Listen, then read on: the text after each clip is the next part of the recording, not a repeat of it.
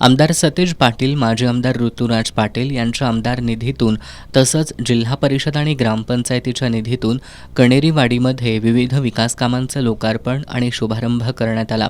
त्यामध्ये मराठी शाळा इमारतीची दुरुस्ती, अंगणवाडीची नवीन इमारत, रस्त्यांचं डांबरीकरण, आरसीसी गटर, पाईपलाईन, पाण्याची टाकी, जलकुंभासाठी आरसीसी जिना, बोरवेल आणि मोटरपंप, बाजारकट्टा आदी कामांचा समावेश आहे.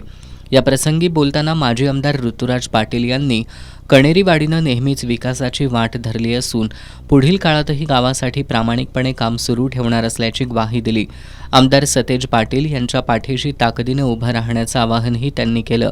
जिल्हा परिषदेचे माजी उपाध्यक्ष शशिकांत खोत यांनी ग्रामपंचायतीमार्फत कमी दरात पाणीपट्टी आणि मोफत शैक्षणिक सुविधा देण्यात येत असल्याचं सांगून पुढील ग्रामसभेत कराडमध्ये 10% सवलतीसाठी प्रयत्न केले जातील असं आश्वासन दिलं.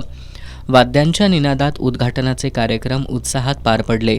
यावेळी जिल्हा परिषदेचे माजी उपाध्यक्ष शशिकांत खोत, सरपंच श्यामल कदम, उपसरपंच सीमा खोत, विजय मोरे, शिवाजी मोरे, शामराव जाधव, अप्पासाहेब मोरे, अरुण मोरे, प्रकाश खोत, वैभव पाटील, संभाजी मोरे यांच्यासह सर्व ग्रामपंचायत सदस्य, विविध संस्थांचे पदाधिकारी आणि ग्रामस्थ मोठ्या संख्येनं उपस्थित होते.